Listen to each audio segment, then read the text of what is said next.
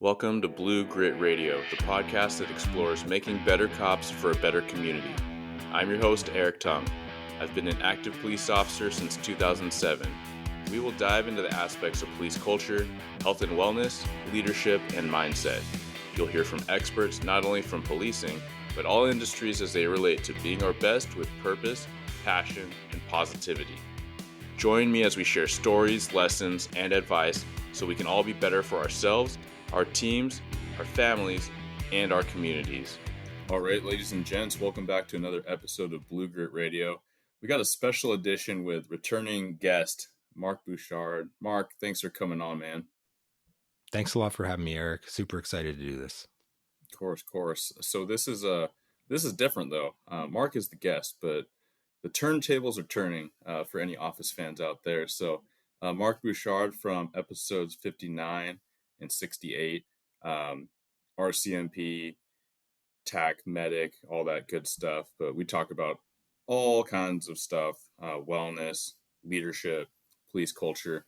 But I love how Mark has been a very valuable, I suppose, influence and colleague for me, coming in this space, talking about first responder wellness with Mark's book that he was working on for a long time. It's out. So Setting My Sights on Stigma.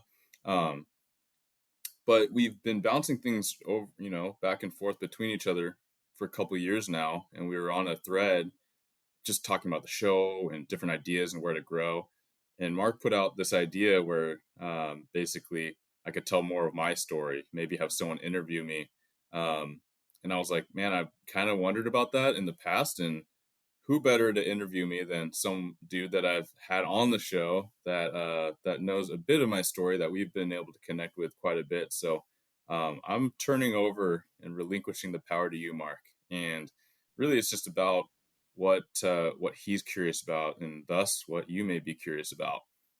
So yeah, Mark, thanks for hosting the show.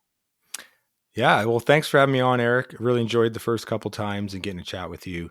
And I also really enjoy listening to your show. So when it came up as an idea, hopefully I'm representing the other listeners out there and getting to ask some of the questions that they'd want to know more about too. So, and I'll say too, man, like, thanks for putting yourself out there. You've done all these episodes and you share little bits of yourself along the way. But hopefully this is a chance for people to connect in one central place to find more of Eric's story and to dive a little deeper into Eric. So let me start out with, I guess, just if you can give me a moment in your career, either one thing, one moment, one call, or even one accomplishment that you're most proud of from your career, what would it be? It's so hard to isolate one thing. I think when you get that question, and oftentimes, going to retirements and things such as that, you hear people reflect on their whole career. And it's usually not some like huge moment. It's usually, some one case or like just helping out one person that was just down on their luck, down on their day.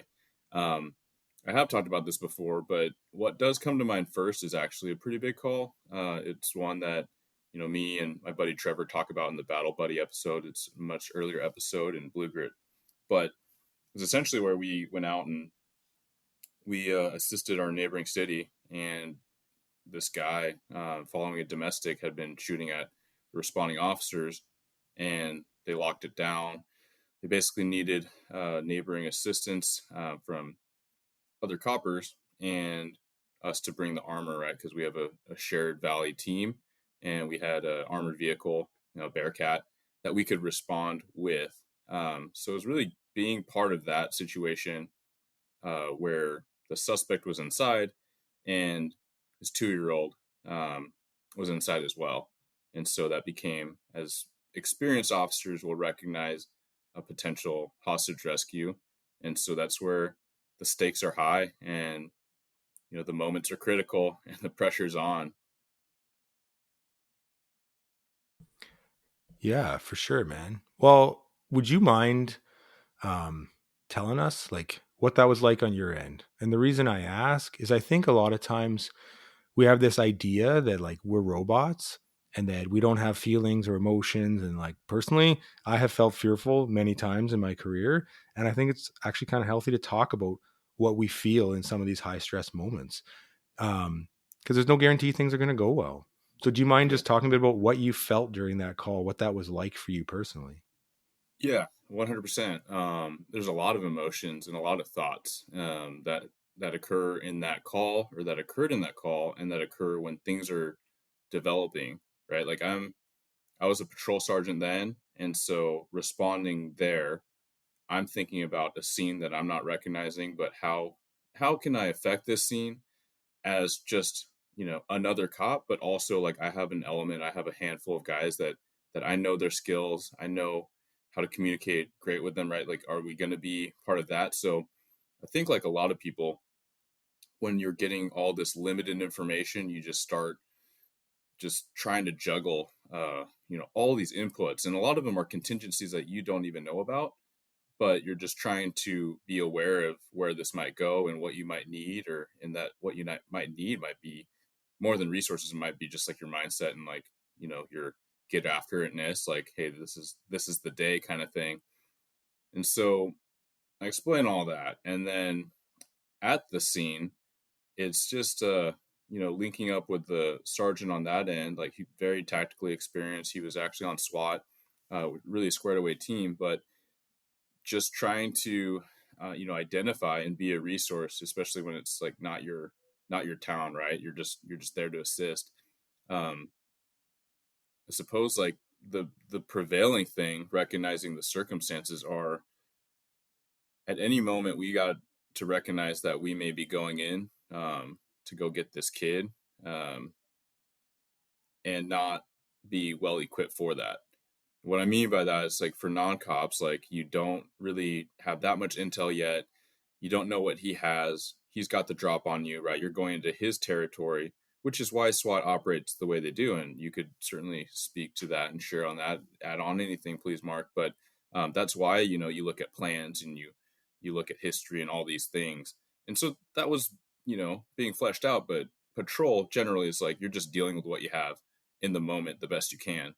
Um, so it's just, trying to recognize that, and then also reconcile, like, hey, like, we might be the guys to go in, and we very much prepared for that, right? We call it ego, like emergency go team. There's a lot of terms or phrases for that, but once our guys all got there and linked up with a couple of their guys and another guy from another neighboring city, it was kind of just trying to assemble this thing, this element, and where we would approach. And without going too much into detail, unless you have more specifics, but like, it was snowy, we were in the middle of the street. It was a rambler, one-story house, and there was no cover. There was, like, no, like, real advantageous path. We were just looking at, like, walking straight up, um, looking at all these windows, all these fatal funnels, if you would, um, where you're kind of in no man's land, and we just realized, like, this might be an absolute garbage situation, but if there's some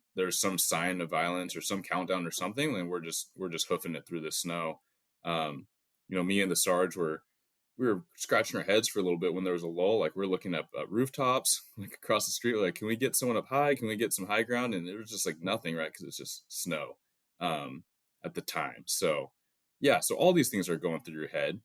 Um, and then ultimately, like, when you go in that, I think, to your point of fear, and yeah, I think it's very healthy to recognize, like, fear is a thing. Courage isn't the absence of fear, but it's being willing to overcome it and navigate it and deal with it, right? Like, and still do the thing you have to do.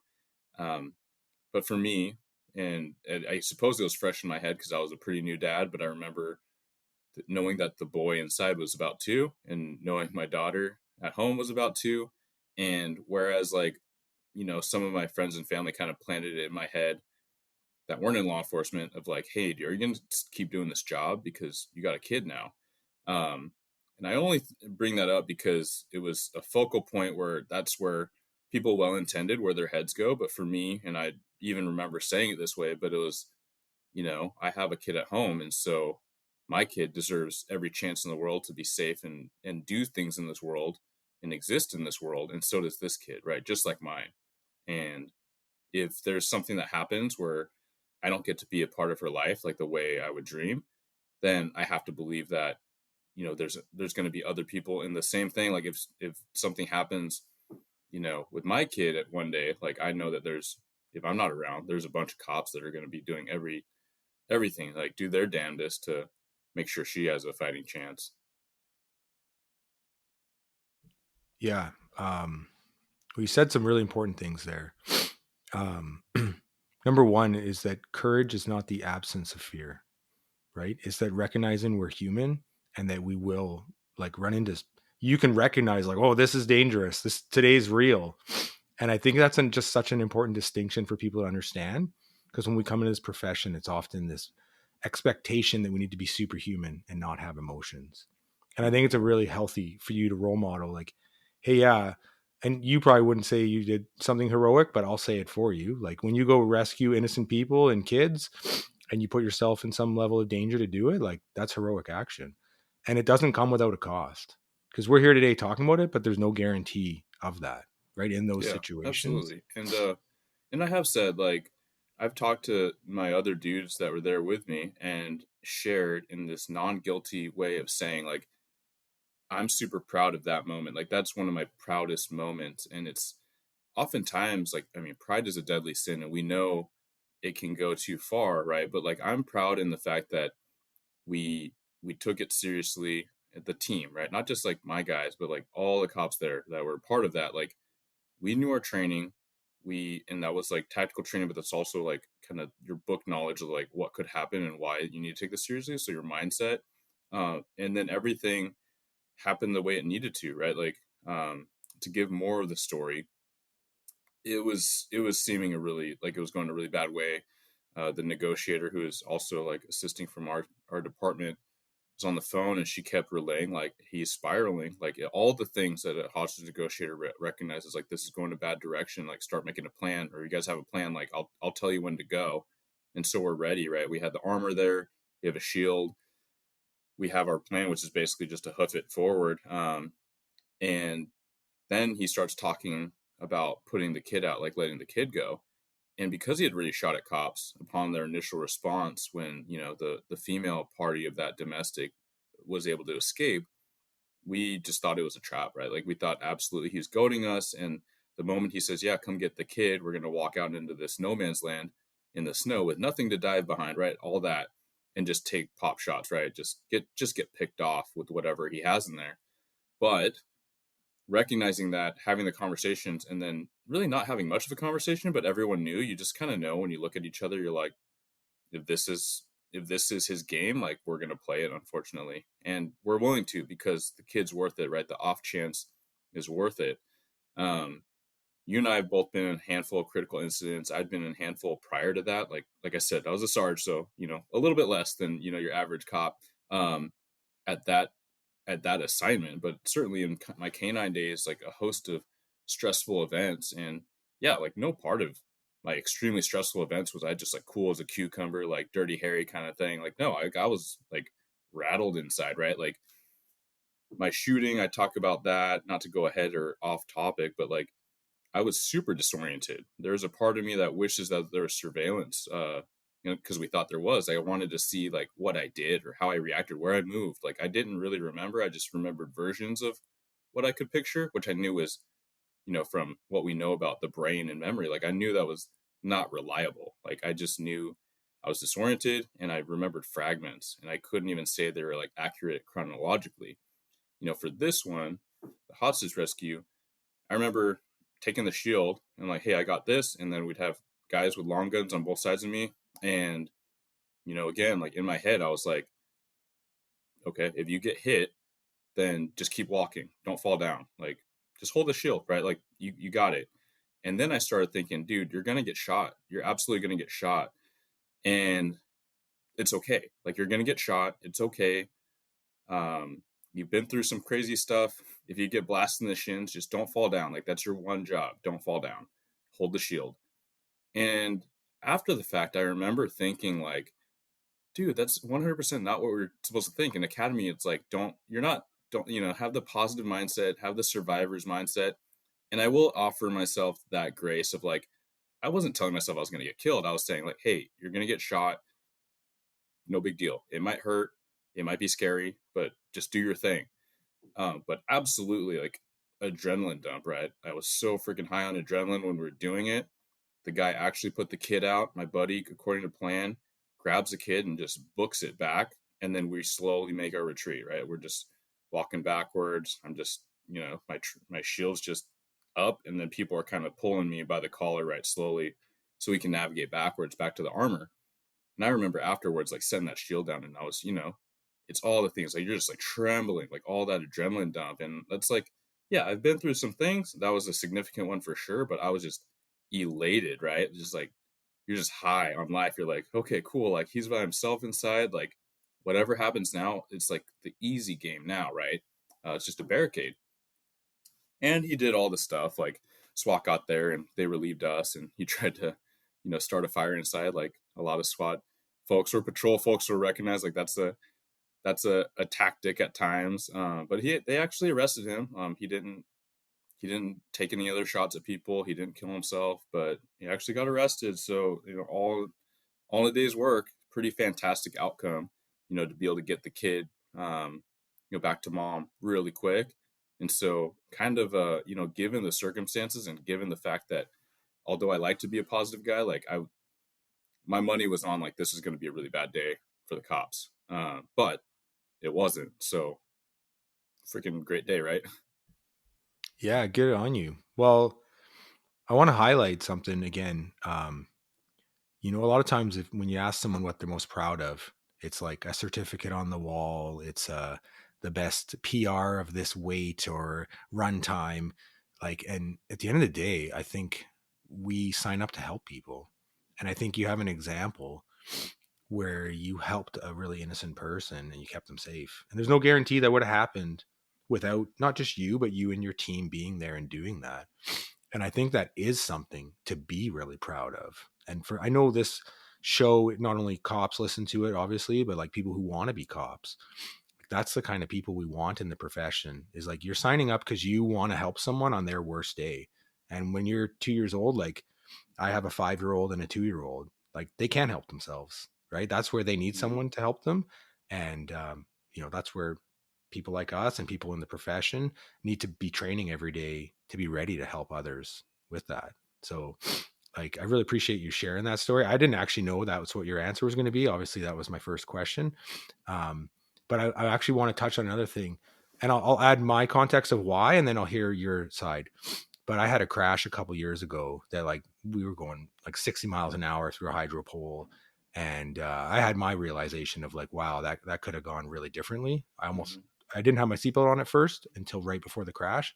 Jeez. Um, and I ended up writing a letter to at that time, my son, and I had an unborn son at that point. And like in case I'm not there type of letter. Mm. And so the question I have for you is, did it impact you after the call? Did you change anything? Or how did you process the, like, yeah, this just got real again? And it's obviously not the only time your career got real, but did anything change in your mindset, in your actions, and in your relations with your family after going through that? Yeah, I don't know if I could pinpoint it. Like, one thing I do want to say is that reflective letter, um, man, I think that shows so much emotional awareness and depth and meaning and intention. So I love that you did that, for your family, for your kiddos, because um, a translation is like earlier in my career, like brand new cop. One of the first pursuits I was involved in, just flying through this neighboring town. So I didn't really know the geography, but I knew I was coming up on this major intersection. And as I'm coming up on the green, I see like lights and siren like off to my left. So this other car that's not one of my city's cars, it's like painted totally different. And to this day, I don't know who it was or what agency for sure, but I have suspicions. Is screaming towards the same intersection, and I know I have the right of way. I'm absolutely positive because I was in the train and I see green.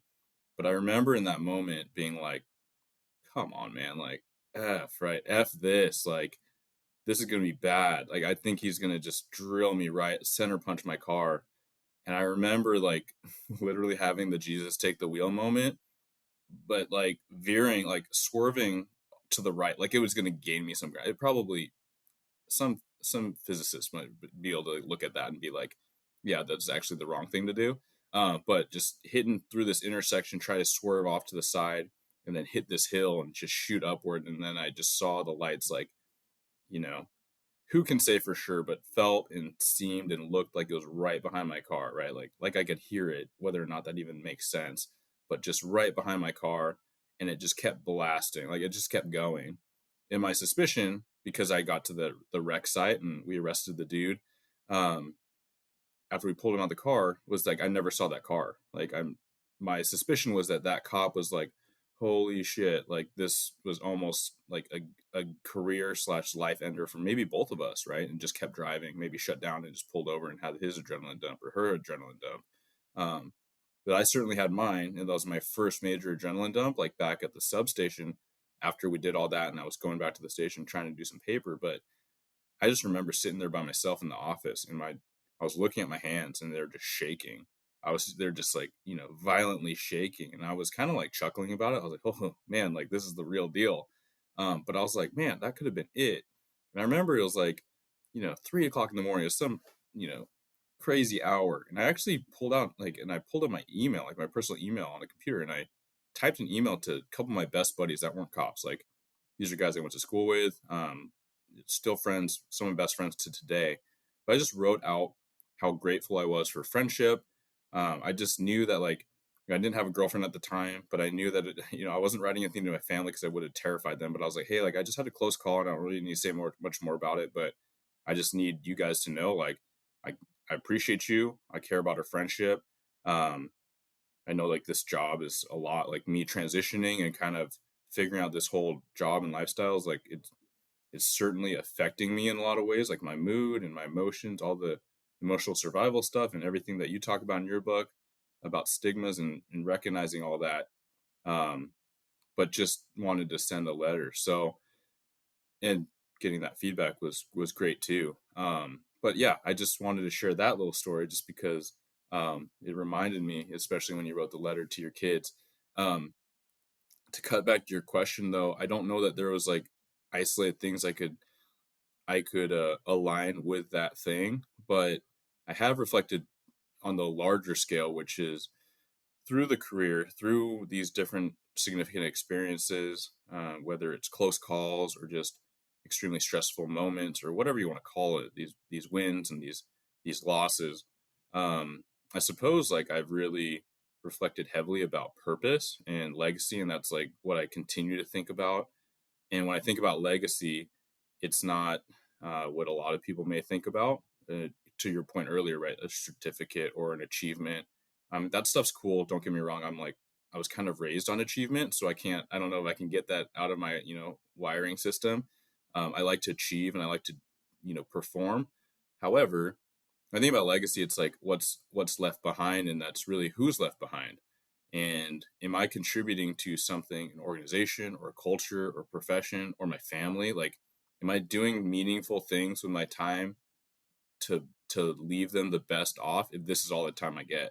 And so whether it was, the shooting or, this pursuit I just talked about, or that HR, like, you know, pre-kid, after kid, pre-marriage, after marriage, like I just think like, okay, this is it. And if I don't wake up tomorrow or I don't get to come home tomorrow or today, like, can I feel good about that, you know, in my afterlife, or if there is an afterlife, right? Like whatever people believe. And I like to think that, no regrets. We make mistakes, but no regrets, and you just do your best with what you have. And so that is a heavy reflection. And in a lot of ways, I feel grateful because a lot of people might look at you and me and think that we're pretty old bones. We're dinosaurs in policing now. But truly to have that recognition, I'm almost 39, but there's a lot of people that we know, colleagues, family, that they don't learn that lesson until it's too late. And I feel very grateful to be around people that do know that, and feel that in myself and with my wife, that it's a work in progress, right? But to have a pretty strong sense of our priorities, like how to align them, even though it's like you have to battle it, right? Like work life balance, that illusion. I'm not great at it, right? But to know that it's a work in progress, and I'm continually working on it. Like I can and should feel good about that. Yeah, I appreciate hearing that. And I agree with you. Like, even for me, I've obviously dealt with and seen lots of death in my career, and it's hard. It's still hard, and it hasn't got any easier. It literally is still hard. But the good I take from it is that it reminds me to like call my dad, to tell my kids I love them. Mm. You know, it's to be connected and to enjoy the day. Like, you're not promised it tomorrow. There's no guarantee you get it, whether it's something on duty or off duty, and to just make the most of the time you get. Um, One of the things you talked about in both those stories was your reaction after the fact, like that adrenaline dump. Mhm. I'm guessing you've probably had that even other times in your career. You've mentioned a shooting now a couple times as well.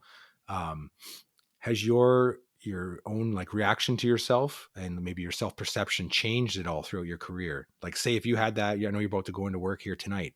If you had something like that tonight, would it be a different, maybe internal dialogue to yourself than say when it happened to you the first time? And maybe what advice could you give to others out there, maybe new cops or people who want to get into policing, about their own reactions? Yeah, a couple things. And so one is like your I suppose parasympathetic or your bodily reactions, like you do get used to things, and that's a good and a bad, right? Like there's I remember, like, everyone remembers their first couple times running code, like lights and sirens screaming past traffic or veering into oncoming traffic to pass people. You're like, yeah, you're like up there, right? And then within time, after a couple dozen of those, like the sirens are boring to you, and there's feeling like no elevation in your heart rate or in your breath or anything. Like I just remember even running, especially as a canine, like you're running outside the county and out of the area, and you get really literally tired of listening to your siren. It's I just want to get there and turn this thing off. You're not stressed out because you do acclimate to that, and so there is that. It gets better, and especially with uh, things like practicing breath work, like belly breathing, breathing with your diaphragm, not just holding your breath when you're stressed. And absolutely, like that can come back down, right? Again, if you practice that, and there's a lot of apps and there's a lot of awareness now on breath work, so that's fantastic.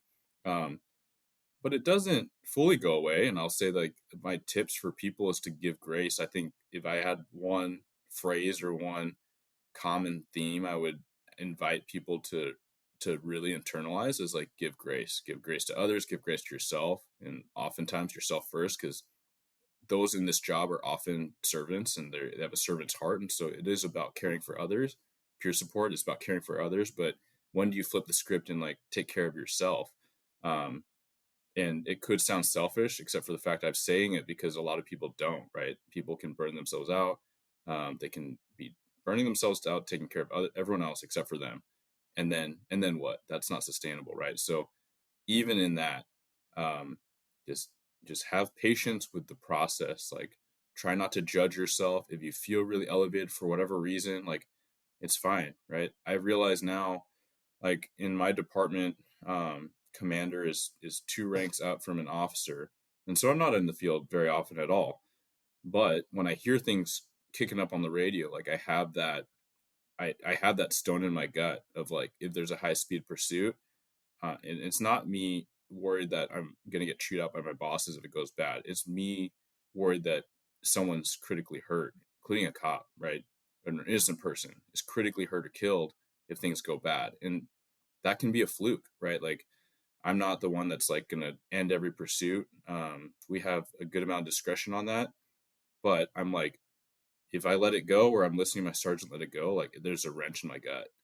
um, and so that's a stressor, right? Like we had three the other day, and I think there's a strong likelihood that I barely slept that night just because my systems were all jacked up, right? So you don't have to be there, but if you care deeply and you're passionate, which just about everyone is, that does this job, and certainly like if you're spending your time listening to me jabber on about things like this, then yeah, you're very much of the same mindset and thinking about the same things and wondering how we can support each other better in this job. And so it is going to wear on you. And so I say all to say that there's a lot of angles on that and a lot of things you can do, but ultimately, like, you just got to take a breath, like literally, and give yourself some credit and be patient. Yeah. Totally. And that's really good advice. Totally. I agree with you. um, you've mentioned a couple times now about also having been in a shooting. Um, I think it's something really important to help educate others on. Like, obviously, both society really struggles to understand it because it's so foreign to their experience, but also for officers, it's really hard to be prepared for the realities of that side of the job.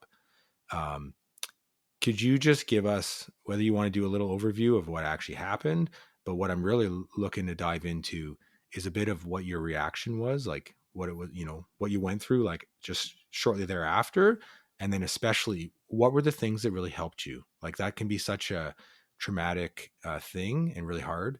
And I want to hear about what things helped you, so that if other people go through it, it might be able to help them.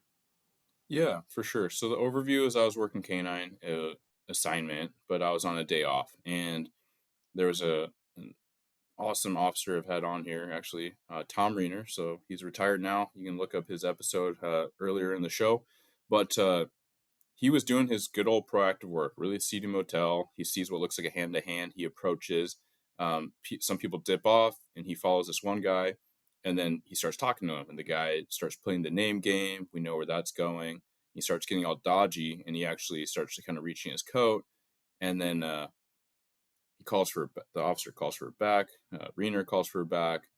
Uh, retired Sergeant Joe Gagner, he's been on the show too. They've both talked about this call. So I'm not, I'll tease their experience, right? But he arrives, and then the guy turns, tries to assault the first officer, Reiner, and he takes off running. And as the officers are in foot pursuit, he's reaching his waistband, and so they kind of peel off because they know what they're doing. But then witnesses verify that he was retrieving a firearm from his waistband, and this is like Sunday, late morning, a very busy, populated shopping area just across the street from the CD motel. So I get called in. We roll in, and essentially it's a summertime daytime track. We're on, and then we're off, and we're on, we're off. And as far as the scent, and fast forward a couple hours later, we really honed it into like this last closed fenced business, and it was like a landscaping business. So a bunch of equipment, trucks, this Quonset hut, which is like this tarpaulin structure. You'd probably think about like farm, kind of like it's usually the type of structure used to cover like a ton of hay or equipment, right? But it's enclosed except for one front side. And we're all like complacent by this point. We're all like, we've all separated. We're kind of poking around. The dog's off lead. He's kind of smelling around here and there. And we're just kind of manually checking trucks and all that. And then Kato, my dog, gets super hot and he dives under this mower. And here's how resigned I was to how it was going, that I'm like, man, he's on a critter, he's on an animal. I'm about to like swear him off and like go grab him, but he comes out and he's dragging out this coat, and it's like this camo jacket that is chilling when you think about how Reiner's voice sounded when he's like, that's his coat. And then we're all back on like extreme hypervigilance, like, oh crap, right? Like, is he still here? Does he have the drop on us? Has he just moved on? What's next, right? So we get more organized. We keep flushing around, and one of the officers there was a prior canine handler too, and so he sees what looks like Kato's like trying to get behind all of this stuff. There's like crates and barrels and drums and like this big cabinet thing, and so he reaches forward to move a barrel out of the way so Kato can access back there. And in that time, he challenges him and says, "Show me your hands, show me your hands." And I look over and just see the top of some dude's head ducked down. And Kato can't get back there, but then basically it's just you hear pop. And it's pop, pop, pop, pop, pop, pop. And those follow pops were me and the officers that were with me, as we've all drawn down and just shooting at I'm just shooting at where I last saw the guy. In Reiner's account, he sees the other officer appear to get shot, right? He falls backwards, but what it turned out to be, luckily, was the officer saw the gun and ducked, like he did kind of like the Matrix, like fly backward move out of the way. And then so my recollection was like, that cadence of pop, pop, pop, pop, pop, pop, pop, pop, boom. And essentially the guy was behind this cabinet, and our range training informed us that like in the absence of cover, your firearm and your bullets are cover, but also like the difference between cover and concealment. And so in my brain, I was like, I can't see him, but he's pinned down there, and I'm just going to give it everything I got right where I last saw him in that area, because my bullet should go through. I think it's going to go through all this stuff, right? So what happened though was in that cabinet were propane tanks, and one of the propane tanks got struck, likely by a rifle round, which was the only thing that would probably pierce it. And then the propane started to leak. And when the propane gets to a certain density, I suppose, in the air, which the fire investigator thinks was because of the Quonset hut, because it was keeping it contained rather than just out in the open, it was actually able to ignite, and or the suspect's, firearm might have ignited it from being close to it. But regardless, it kicked up this fireball that I just remember kind of engulfing the air and like moving towards us. And I, ducked my head down, and I pulled my arms up, and then I just felt it pass over me like this whoosh. And at that moment, I felt like game over, right? This was worse than the pursuit where I was like, oh, Jesus, take the wheel. This was like, well, that was a good run. Um, it's done, right? Again, I'm like, I'm smirking, and it's like kind of embarrassing because you have that warrior mentality drilled into you in academy. You're like, the fight's never over, which is important. Like I'm not making fun of that. I'm making fun of me because that was my very human moment to be like, well, I can't survive a fireball. I didn't train for this, but it passes over. I remember being just intensely hot and kind of like walking around a circle. I say I wanted like some surveillance to indicate what I did. But I was also wary, like I was kind of embarrassed. If I was like advanced embarrassed of what that might look like if I like threw my hands up in the air or like ran around like a crazy person, like, years later and looking back, if there was some obscure surveillance that was recovered and that's what I did, like I can hold my head high. I don't care because that's a really unique experience. But in the moment, I remember thinking, sorry, after the shooting, where I was like, man, like I want to know what happened, but that could be really awkward. Regardless, when I was so hot and I was in such intense pain, it's almost like that pain after like what felt like a couple seconds, like signaled to me that I was still alive. I was like, well, I'm still feeling stuff, so that's cool. And then walked around, the fire had kind of dissipated. Reener is walking back, and he's got flames like licking, like just hovering off the back of his jumpsuit. And so we're like trying to pat it out, crawling out. People are all like kind of just trying to muster together and get away from the active fire now, right? Like all this landscaping stuff and fertilizers just ignited, just popping and hissing. And like, we got to get the F out of here. Like, this is not good. Like, I'm not a chemist, but like, we don't want to be next to all this stuff on fire. Um, at a point when we were checking each other, like, kind of checking for injuries and patting each other down, ripping vests off, of Reener, who was, laying there in pain. He's wincing in pain because of the fire. The suspect actually emerges out of the fire like a freaking movie, like a zombie. And he starts kind of meandering out, and he turns towards the exit. And so a couple of us challenge him. We engage him in gunfire, as does Sergeant Gagner, who at that point is on containment outside with a long gun, and he shoots him as well. So at that point, suspect's deceased. We do our training. We cuff him. People are asking me where my dog is. Where's Cato? And I'm like, I didn't even think to call him because I had in the back of my mind, I just figured he was shot and killed or exploded. So I started kind of calling him, and I'm sure my voice is cracking. Like, I just it feels pretty dismal and hopeless for my dog, but we're all just trying to evac and pick up the suspect, get him out. Um, Fortunately, for the listeners that haven't heard the story, like Cato was okay, so called him, and he actually came out running over and just looking, kind of super amped up and probably borderline terrified, just tongue all hanging out and eyes all crazy. He just had, a couple singe marks on his vest and a couple singed furs. And, we had a couple of us that had second degree burns. Luckily I was wearing a cap, but I got them on my forearms. So I have a kind of goofy, like patchy scar. Um, But I explained the cadence earlier because I just think it's interesting. You talk about like the experience during and after and all that. Like for sure, this example or this incident painted a lot of um, the distortion that happens that we learn about in academy, we learn about in the books. But auditory exclusion, like I explained the pops and the boom, but it wasn't like jarring to me. Like it was just pops, right? Time distortion was one, a huge one. Like there's guys on the outside that said the whole thing, although I felt like it was probably like 10-15 seconds of shooting and explosion and feeling like I was burning.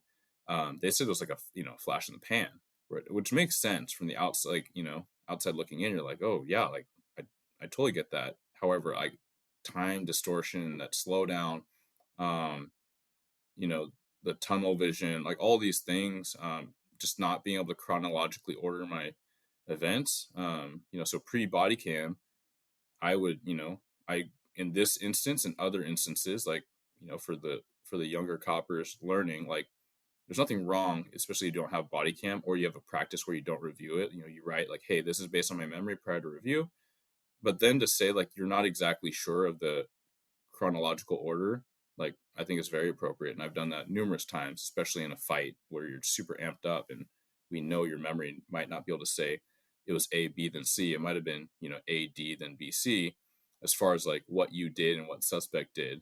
Um, However, I digress. So yeah, the times following, like, there were a lot of signs that I was amped up. Like a couple of my buddies, peer support guys, and whoever drove me home, the officer that drove me home, like they were joking about how loud I was talking, and they're like because these are guys that like I came up with in the career, and we'd go drinking and all that. So it was like they knew that when I drank, I would be like a happy, loud drunk. Like my voice would just get really loud and I get close to people. So like you're like, dude, it's like you're drunk. Like you're so jovial and so loud. Like you're like yelling at me. I'm right next to you. And I'm like, yeah, I could see that. I could totally see that. And so that was a reaction. Certainly the adrenaline, right? Like the cortisol, like I got up in the middle of the night that night and I just shot up, like sat straight up, and I was like, I need to go burn some energy. Like I need to go on a run. Um, my now wife was next to me and she was like, not sleeping. So she's like, what are you doing? I'm like, I'm just going on a run. And my arms are all bandaged up. She's like, can you take Kato? And when I talked to her about it later, she was just like, I figured you're okay. I figured, but I just didn't know if like you'd be in la la land. And whether you'd be like, have your wits about you, that I figured you taking your dog, at least like if there's someone, some hooligan out there, like, you'd have your backup with you. So very well minded and very, very in tune, my now wife. So those are some of the things. And then I'd be remiss if I didn't talk about like the time off after. I feel really fortunate in a lot of ways that I had these burns where I wasn't cleared for duty until about 6 weeks after. Um, and that gave me a lot of time, right? It was summertime. I was spending time with friends. That was huge. Like my cop friends, my non-cop friends, when you have nothing to do, but it's nice out, like I feel great that I was doing sociable outdoor, just good activities, right? Decompressing, just spending time with people I cared about. Part of that was like I was so high on life after that my near death experience as I perceive it, that was my reaction. I know that's not everyone's reaction, and so even with that, I feel extremely fortunate and grateful that that was my reaction.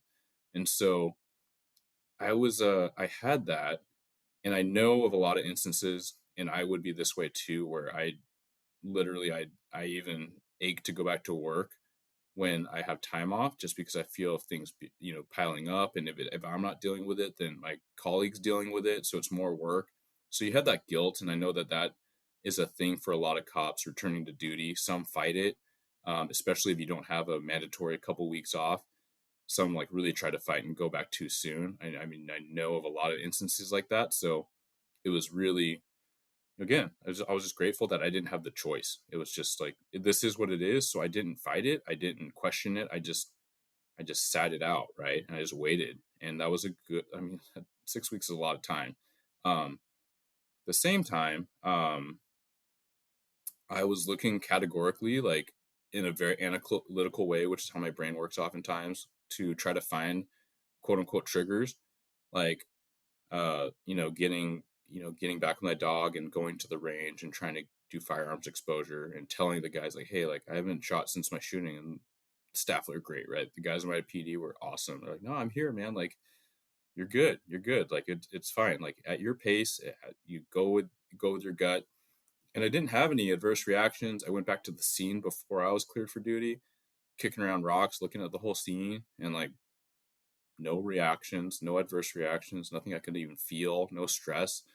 Propane. I remember like telling my now wife like, "Hey, I'm gonna kick up the grill. Like if I start screaming, like she's like eye rolling me, but I'm like, no, for real. Like I'm not trying to make fun of people with triggers. Like I don't know, but that was fine, right? So I wasn't finding anything, but the best I can do in kind of retrospect is like my jump up to like the highest hypervigilance level was really quick. So when I was back at work, just someone being a little furtive, right? Like someone dipping in their pockets or like a car not pulling over right away, rather than being like in the yellow or towards the orange, like I was like in the red. I'm like, okay, here's the ambush. And that wears on you, right? Like it wears on your psyche and your nervous system. And so in retrospect, that was a thing, not all the time, but I definitely remember like a specific stop and a couple incidents where I went from 0 to 60 and it turned out to be nothing. And then I sent the person on their way and I was like, oh man, I got amped there. Like that was really like I'm tired, right? Like you feel that. And so a little long winded. I like to share that because everyone reacts so differently. And that's kind of my point.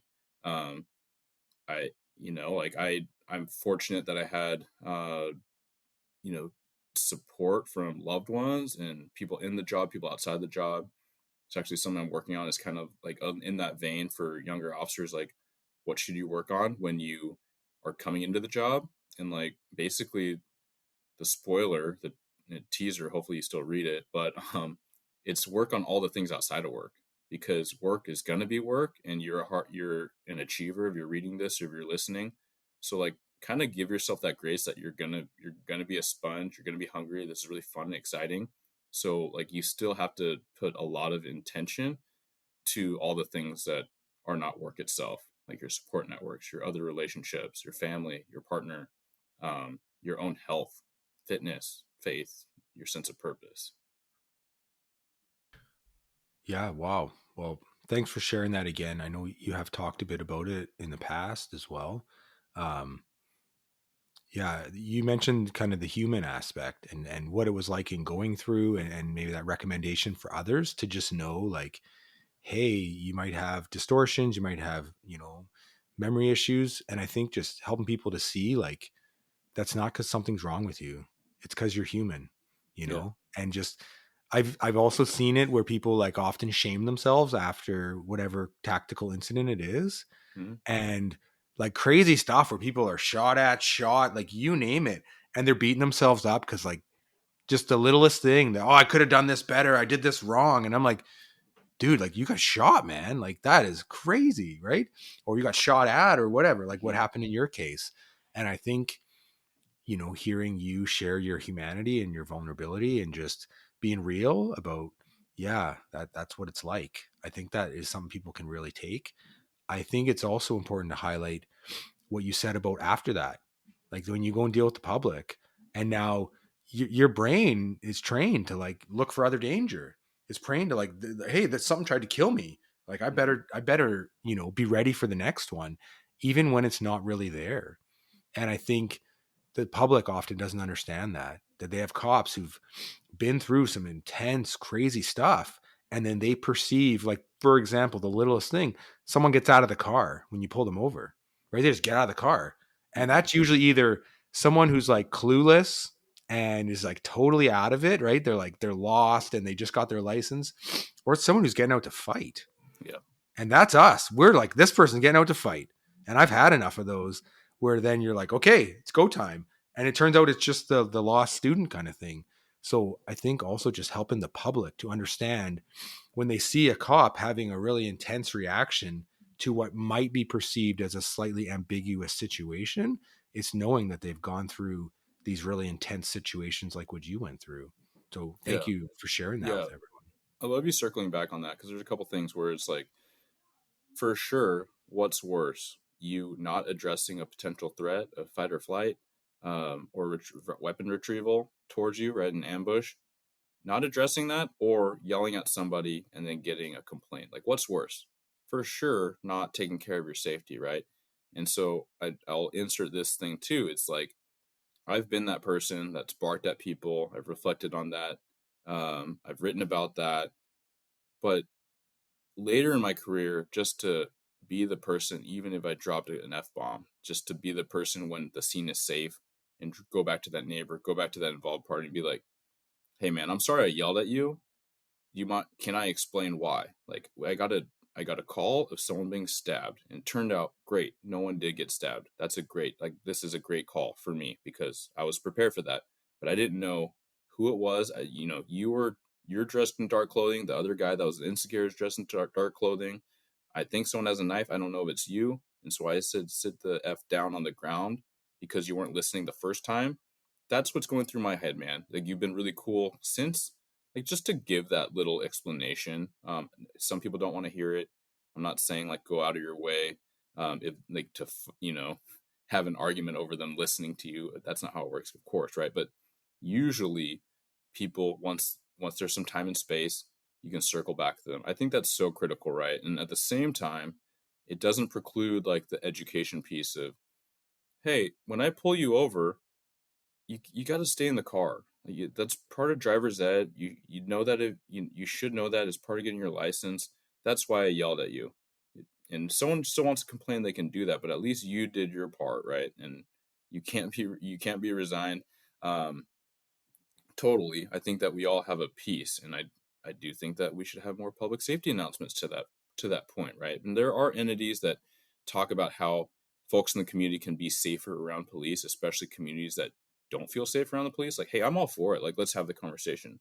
But we can't have the conversation in the time of potential risk and danger. And so, like, I know it sounds like two like kind of competing things, but I think that we're in a sticky spot where we need to have the competing conversations and the competing interests, because I do recognize that too when you're talking about like being around folks and, you know, general civilians and them not understanding why you're so hyper vigilant or why you're so guarded. um, because I think engagement is so important to try to rebuild trust and continue to build trust. I recognize I try to be more friendly than I would naturally be, especially with promotion, especially with this platform, and trying to have these conversations for the purpose of increasing public trust in police. I recognize I put a lot on me to be engaging and friendly. At the same time, I recognize that I can't, be naive, right? Like, sometimes you see people at community events and officers, and it seems like they're not aware of anything going on around them, and that's not the answer either. I'll just say, like, I realize that it's very taxing to do that, and so again, it's like, have that introspection. If you are that squared away cop that's also like trying to build some bridges and put yourself out there, like, cool, but be fair to yourself again, right? Like, toggle it down. Like, don't do every community event, especially if you're just, if it's just taxing, like it truly is. If you're just turned on all the time to try to be there for people, that's just another version of burnout. Yeah. Well, I think that's again very insightful. I think it shows a lot of maturity where, and it's what we should do when, if we make a mistake or we're essentially overreacting to the situation. And ultimately, I would say in a way, we almost have like a maladaptive response to what we go through, where we're now Mm. perceiving danger where we might not otherwise have perceived it, and maybe having an over kind of startle response. That I think it's actually really healthy to be able to come back and like, hey, listen, I'm sorry I yelled at you. It's not that I'm mad at you. It's not that I hate you. It's that you did this, which is not what's supposed to happen. And that made me afraid for my safety for this reason. And I think that shows a lot of maturity. So good on you. And I think that's something that we can like role model. We can be wrong. We can go ahead and apologize to people. We can just resolve it right there. So we don't get the complaint and we don't need to go through a giant investigation. And that honestly, we leave the person feeling okay. We do Yep. what we need to do to be safe, and we don't necessarily need to make it hard on the other person. Um, Yeah.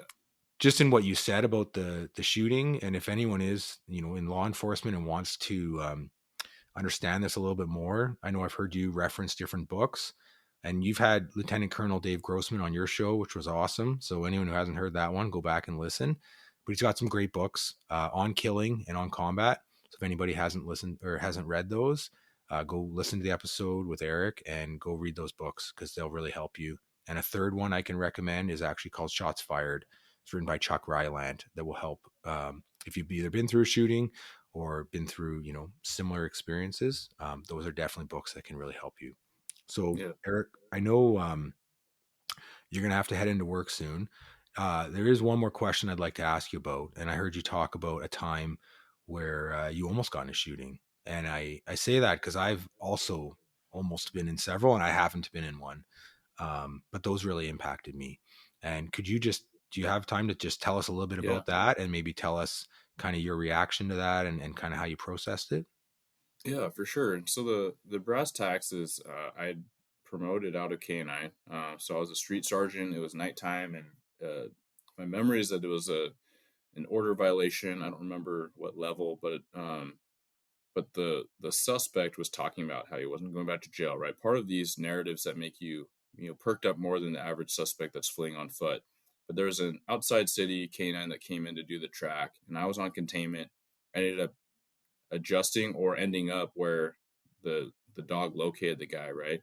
And it was kind of a standoff. Like he didn't, dive into the bushes to get the guy. The guy was like, kind of in this parking lot, and there were a couple officers around, and I was a distance away, right? So I was on containment in the middle of the street with my lights on, and I'm seeing this kind of, this standoff, this challenging, and he's not he's not obeying, he's not complying, he's just mouthing off, and he's saying he's not going back to jail. He's telling, he's saying, shoot me and all this stuff. He's got his hands in his pockets or in his coat.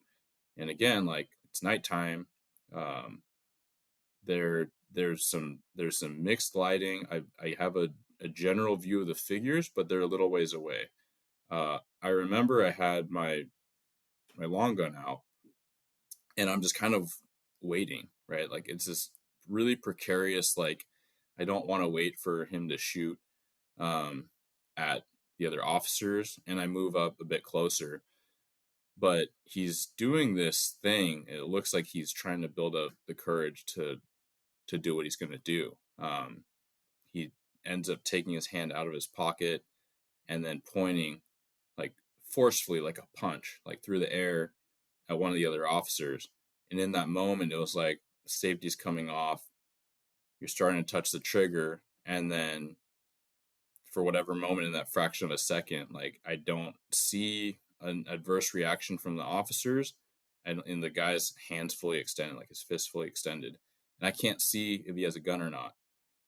And when I look a little closer, it looks like he's pointing his finger, right? So he's doing this jabbing motion like he drew a gun, and he's pointing at the other officers and the canine handler, right, and the dog. And so he does it again, and I'm like, come on, man, like one, I'm like, let the freaking dog go. Like that's especially being of that brain. Like, okay, like let's not play these games. But I remember sitting there in reflection too, like looking back and thinking like, is he building up the courage? Like it's not just finger gun, right? Where he's not just suicide by cop. Like, is he actually building up the courage to like pull an actual gun out and shoot one of us? And then he does it to me. And then now because the angle and the lighting, like I can't really see his hand as well as when I saw him pointing sideways, like, kind of perpendicular. So he's pointing at me, and I'm like, come on, like, am I about to shoot this guy? Eventually, which, again, time distortion, I'll give credit. We didn't have body cameras. I wouldn't be surprised if it wasn't quite as long as it felt, but it felt like an eternity. And the dog gets let go.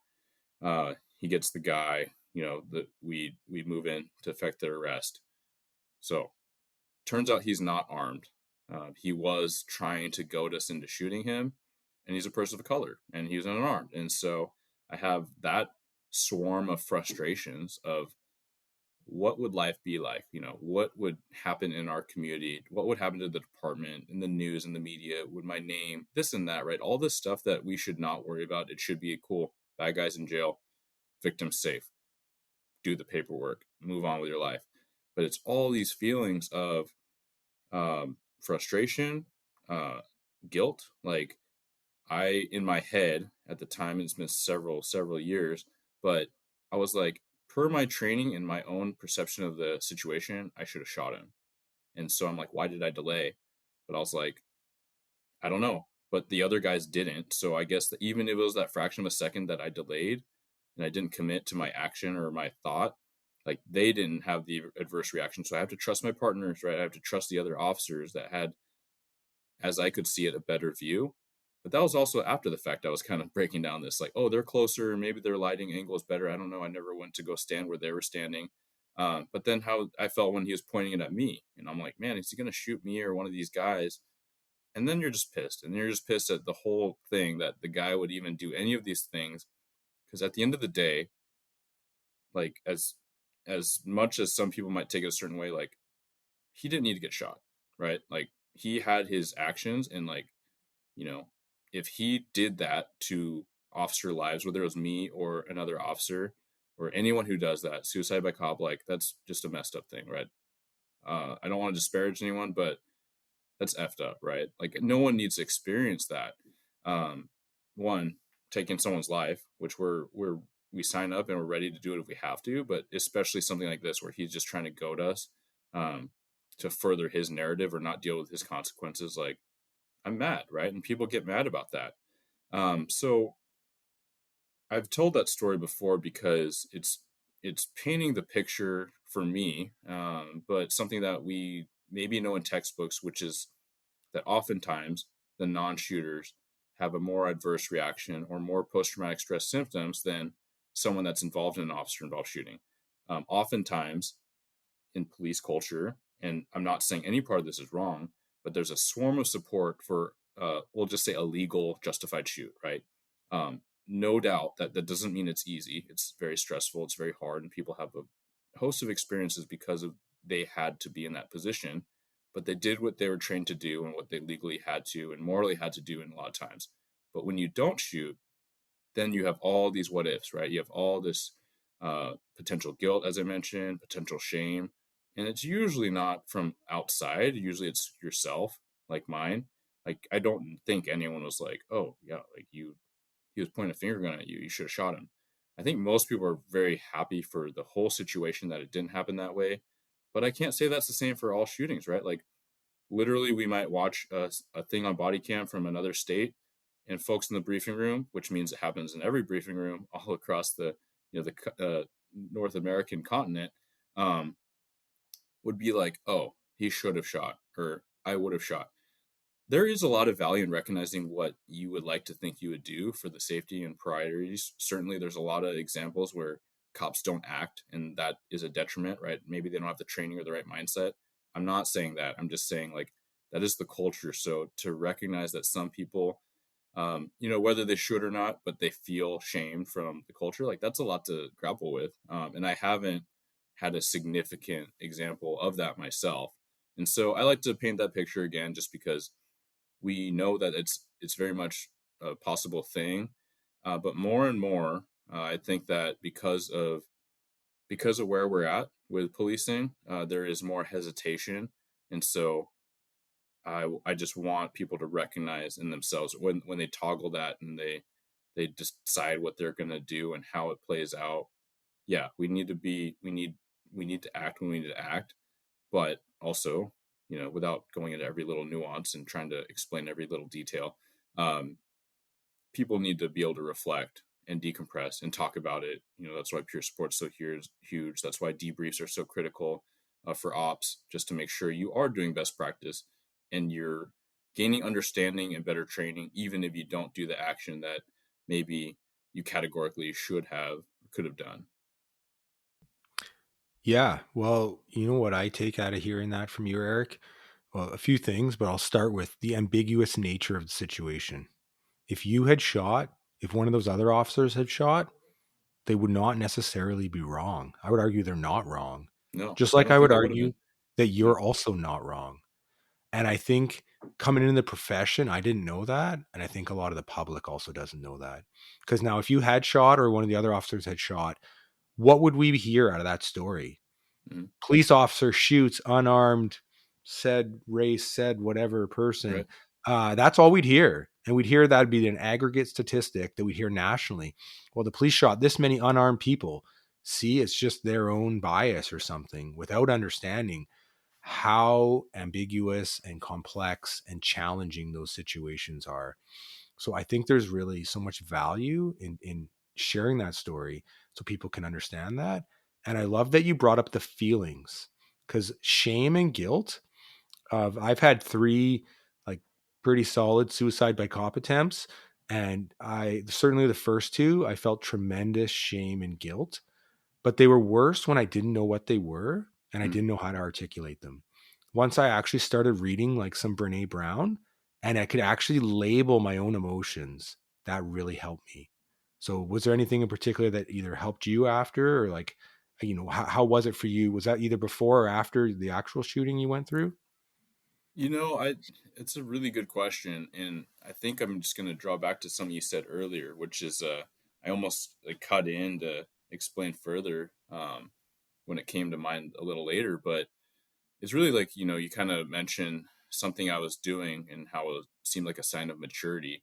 And the things I say and the things I think about actively, for myself and for my team, my organization, and then the industry, the profession, is not because like I just know better. Like it's really all born out of my mistakes and my figuring it out, or drawing from strong leaders and strong examples and strong modeling and trying to elevate those themes and do my own spin on them. Right. So the maturity came, and I reflect on it so much because I think so hard about my years of immature policing, right? Like I talk about being a young cop with something to prove, a chip on my shoulder, not really fully understanding the culture, like not growing up around it, and then letting the some good and definitely some bad aspects of parts of police culture kind of dominate like how I started doing the job and what I was learning, right? That's a really uncomfortable thing. That's a really uncomfortable thing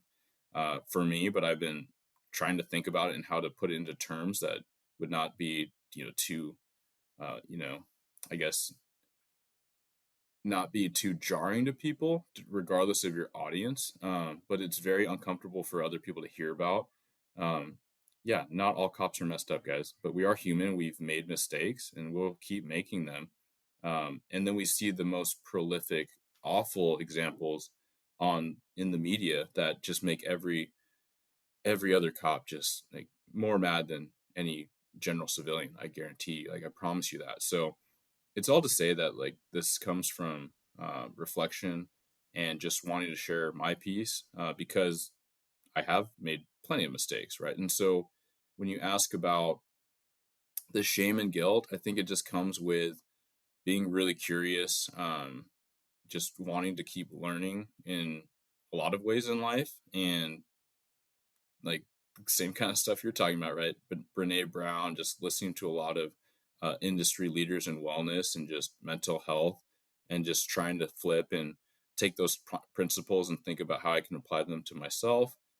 Leadership, philosophy, like how can I apply this to myself and others around me?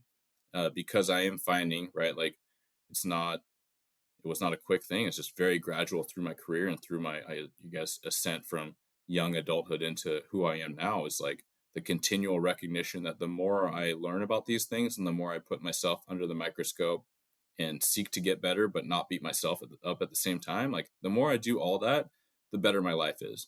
Like the more balanced I feel, the more grounded I feel. And so the proof's kind of in the pudding where yeah, like you get older, you don't feel like quote unquote your healthiest all the time. Certainly, like stress is not just easier to deal with, but I have tools and I have mechanisms and I have resources and I have practice, and I have networks, I have relationships, um, that I can lean on in those times.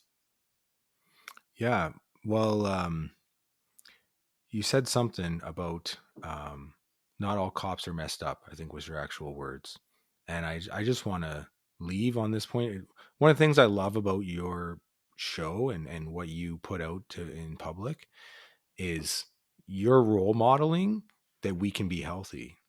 And you've just shared some pretty extreme experiences. Let's be honest, right? For anyone listening, like that's a lot for one person to go through, any of those, let alone all of them in combination. And I think you're still a very happy, healthy person. And I think that takes a lot of work. I think it's because you didn't run away from the experiences. You actually have developed healthy coping, and you went for your run and you connected with those that you love. And that's what I want people to hear here is like, it's okay to not be okay. I've been not okay, but it's okay to work on it. And it's okay to have a vision that you can keep getting better, and that to know that if you want to do this profession, you're probably going to have hard days, and you need to have healthy coping strategies. And listening to a program like this and learning from wisdom like Eric's is actually a great way to do that. So, why don't we wrap up the show there? I'm going to toss it over to you, Eric, for just some final thoughts or closing thoughts from you. Yeah, man. Well, I appreciate it. I feel like you've always been such a cheerleader. Since the first time you reached out and we got connected and talking about like our passions and in our pursuits, and just caring about our culture and how do we uplift. Um, I think like I really appreciate the praise, and I think it's a little bit of imposter syndrome and a little bit like self doubt that always creeps in, no matter how great like I think I'm progressing, or in my own journey.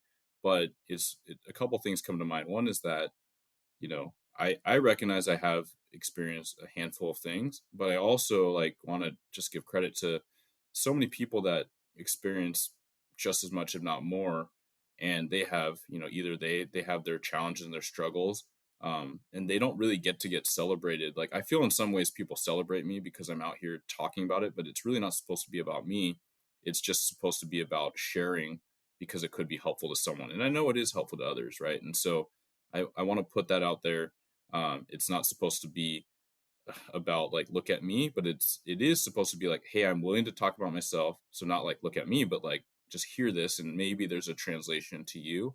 Um, and even then, like for some reason, I feel this is something I've been grappling with, especially I'm coming up on a year in my role now where I am more removed from the street, but so much of my career I wanted to do the things I want to do to prove a certain like street cred, like a certain ability to do these hard things.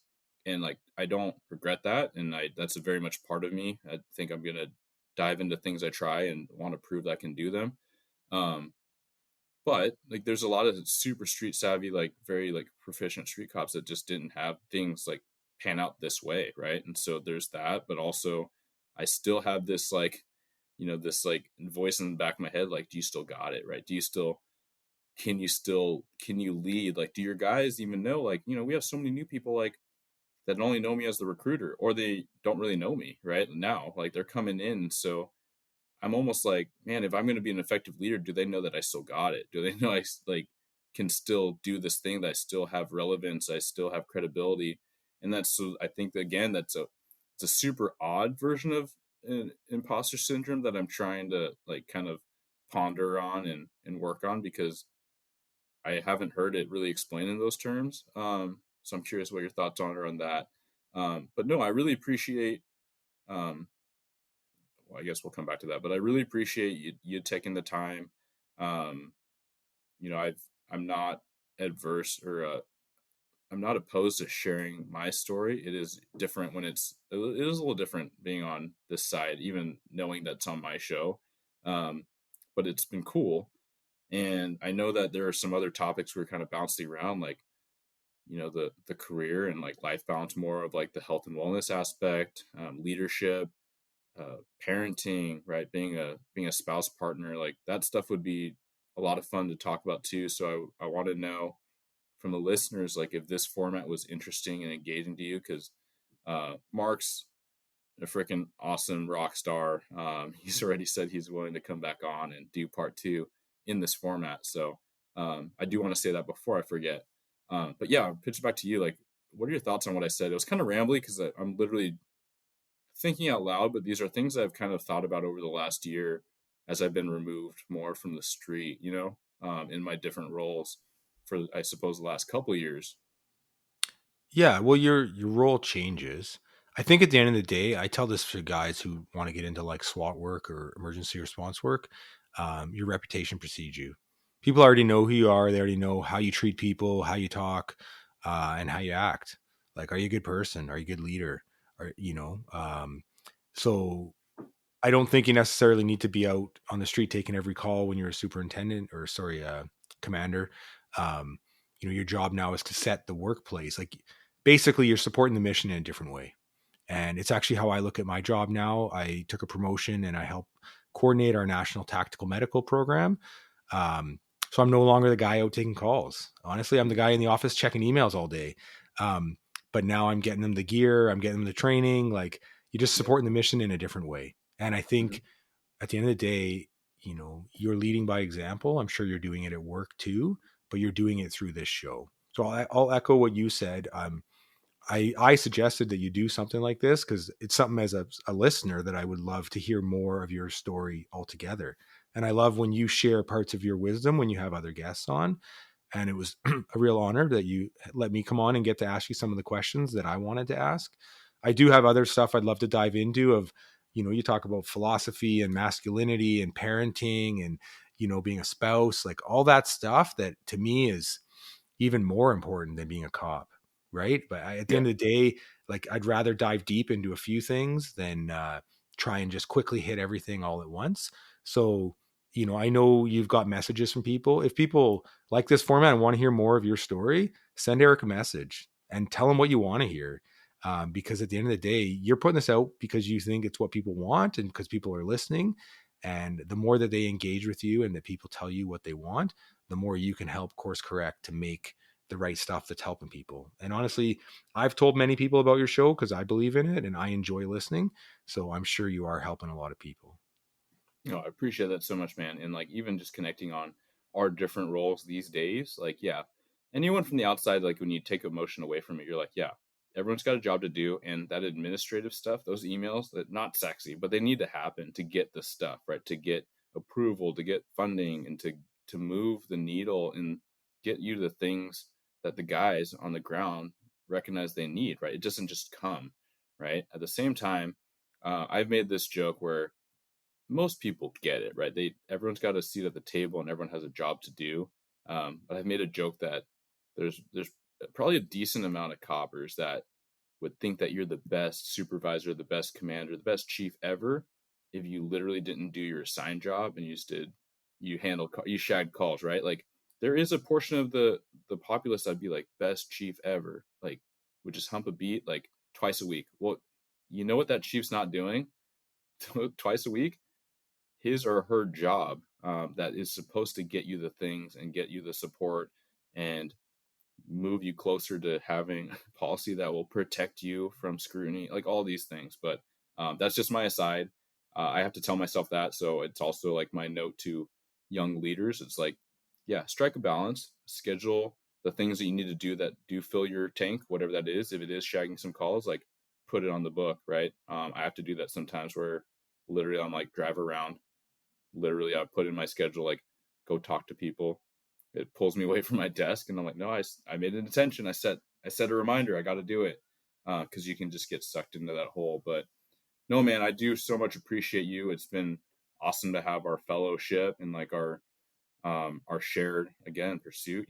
From I can even remember like early conversation where we were just talking about like the tactical ninjas and like just suspects just jumping out from every angle, like how many weapons do I have on me to deal with all these suspects in my time off. So always been really deeply aligned with you, man. So I appreciate it. And yeah, I'm looking forward to the next one. Thank you for tuning into another episode of Blue Grit Radio. As always, support this community by subscribing, giving us a 5-star review, and following, liking, and sharing posts on Blue Grit Wellness on Instagram. You can reach me there or email me at bluegritwellness@gmail.com. Be well and stay gritty.